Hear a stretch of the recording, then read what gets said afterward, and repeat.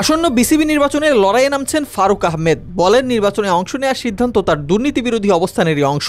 নির্ধারিত সময় অনুযায়ী নির্বাচন হওয়ার কথা অক্টোবর মাসে, তবে নির্দিষ্ট সময় আগেও তা আয়োজন করা হতে পারে এমন আভাস মিলেছে বিসিবির মহল থেকে। 2024 সালের অগস্টে রাজনৈতিক অস্থিরতা ও ছাত্র আন্দোলনের প্রেক্ষাপটে পদত্যাগ করেন তৎকালীন সভাপতি নাজমুল হাসান পাপন। এরপর জাতীয় ক্রীড়া পরিষদের বিশেষ সিদ্ধান্তে সভাপতি হন ফারুক আহমেদ। তবে দায়িত্ব নেয়ার পর থেকেই তাকে ঘিরে নানা বিতর্ক ও চ্যালেঞ্জ তৈরি হয়েছে। সহকর্মী পরিচালক নাজমুল আবেদিনের সঙ্গে দ্বন্দ্ব থেকে শুরু করে ফিক্সিং ও আর্থিক অনিয়মের অভিযোগ সবই তাকে ব্যাখ্যা দিতে বাধ্য করেছে বোর্ডকে। একান্ত সাক্ষাৎকারে ফারুক বলেন, আমার বিরুদ্ধে মিথ্যা গল্প তৈরি করা হচ্ছে। দুর্নীতি বিরোধী অবস্থান থেকে আমি নির্বাচন করছি। পেছনের একটি চক্র এখনও সক্রিয়। নতুন সরকার এলে দায়িত্ব থাকা সম্ভব কিনা এমন প্রশ্নে তিনি কোনো সরাসরি মন্তব্য না করলেও দুর্নীতিমুক্ত ক্রিকেট গঠনের দৃঢ় অঙ্গীকার পুনর্ব্যক্ত করেছেন তিনি।